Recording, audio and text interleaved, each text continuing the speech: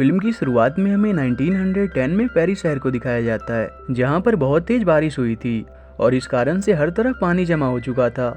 वहीं हम एमिल नाम की एक शायर प्रोजेक्टनिस्ट को देखते हैं, जो अपने साथ काम करने वाली मॉड नाम की एक लड़की को पसंद करता था, पर जब भी वो उसके पास जाता था तो उससे कुछ बोल नहीं पाता था। तभी वहाँ एमिल का दोस्त राहुल आता है, जो कि एक डिलीवरी ड्राइवर होता है और वो डिलीवरी के काम से कहीं जा रहा होता है।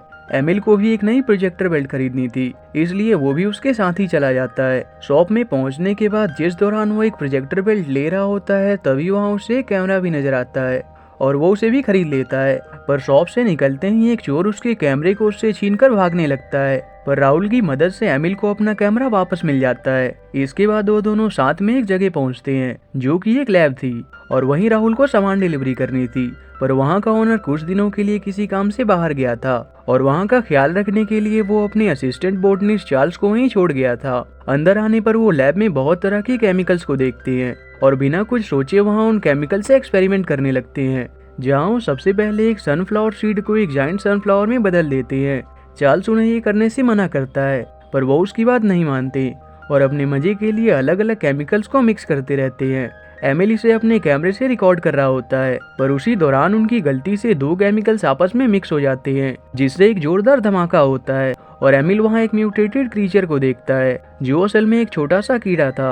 पर वहाँ हुए उस केमिकल रिएक्शन से वो जायंट क्रीचर में बदल चुका था। वो वहाँ का छत तोड़कर भाग जाता है। इस बीच एमिल के कैमरे की रील वहीं गिर जाती है और वो वहाँ से जाने लगते हैं। एमिल राहुल को उस क्रीचर के बारे में बताने की कोशिश करता है, पर राहुल उसकी बात को सीरियसली नहीं लेता और वो वहाँ से चले जाते हैं। पर अब वो अनलीज क्रीचर को देखकर शहर में अफरा तफरी मचने लगती है। दूसरी ओर हम एक क्लब में मेनोट नाम के एक रिच पुलिस कमिश्नर को देखते हैं, जो उस शहर का मेयर भी था और उसके साथ उसका चीफ ऑफिसर पीट भी था। मेनोट वहाँ लूसील नाम की एक कैबरेट सिंगर की परफॉर्मेंस को एंजॉय कर रहा था, जिसे वो बहुत पसंद करता था और उससे शादी करना चाहता था। इसलिए वो लूसील की आंट कार्लोट से इस बारे में बात करता है और लूसील को उससे मैरिज के लिए मनाने को कहता है। इसलिए शो खत्म होने के बाद कार्लोट लूसील से मेनोट के बारे में बताती है, पर लूसील उसे बिल्कुल भी पसंद नहीं करती थी, इसलिए वो सीधा अपनी आंट से इसके लिए मना कर देती है। लेकिन कार्लोट फिर भी यही चाहती थी कि लूसील मेनोट से शादी कर ले, क्योंकि वो शहर का सबसे रईस आदमी था।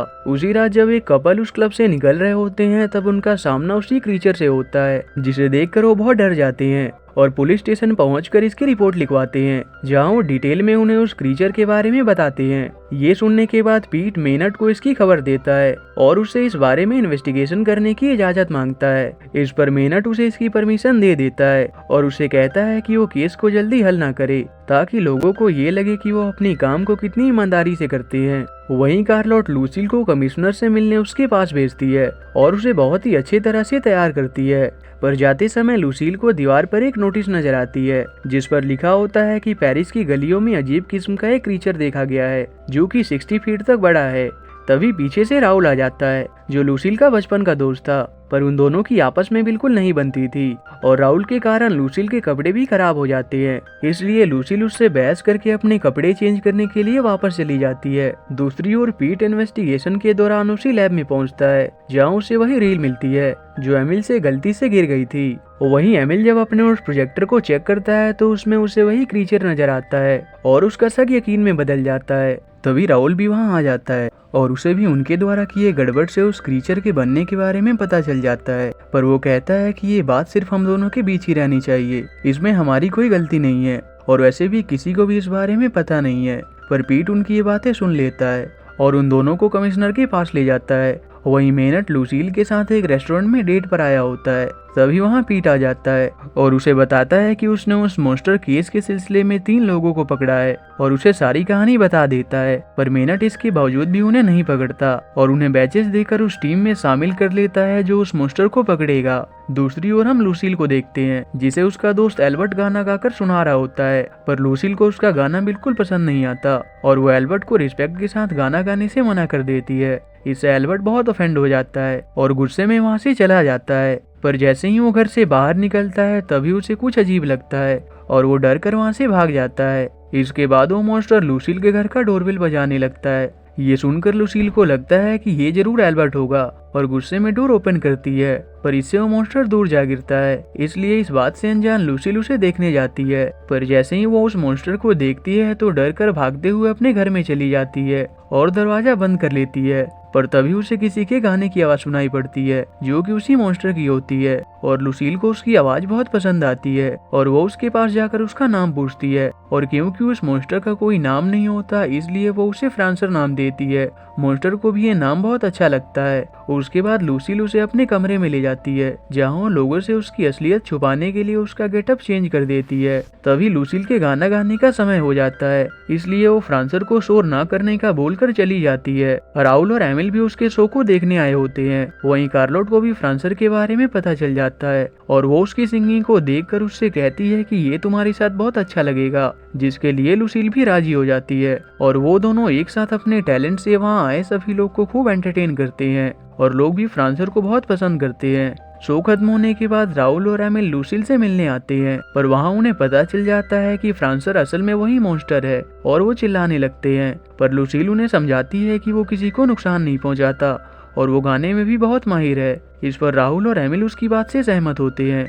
वहीं कमिश्नर मेनट एक प्रेस कॉन्फ्रेंस में ये अनाउंस करता है कि जो भी उस मॉन्स्टर की इन्फॉर्मेशन देगा उसे इनाम दिया जाएगा। वहाँ एल्बर्ट भी मौजूद होता है, जो लूसील के उसे मना करने के बाद उससे बहुत जेलस था, इसलिए वो कमिश्नर को इस बारे में बता देता है, क्योंकि उसने लूसील और राहुल को उस मॉन्स्टर के बारे में बात करते सुना था। ये जानते ही मेनट लूसील के घर की तलाशी लेने निकल जाता है, पर उससे पहले ही राहुल और एमिल लूसील के घर पहुंचकर उससे मेनट के आने की खबर दे देते हैं और वो समय रहते उस मॉन्स्टर को छुपा देते हैं, जिस कारण जब मेनट अपने आदमियों के साथ लूसील के घर की तलाशी लेने आता है तो उसे वो मॉन्स्टर नहीं मिलता। इसलिए वो एल्बर्ट को झूठ बोलने के जुर्म में गिरफ्तार कर लेते हैं और मेनट लूसील को इसके लिए सॉरी बोलकर चला जाता है। इसके बाद वो तीनों सोचने लगते हैं कि उन्हें फ्रांसर को कहाँ छुपाना चाहिए, क्योंकि वो उसे ऐसे नहीं छोड़ सकते थे, क्योंकि मेनट अभी भी उस मॉन्स्टर की तलाश में था।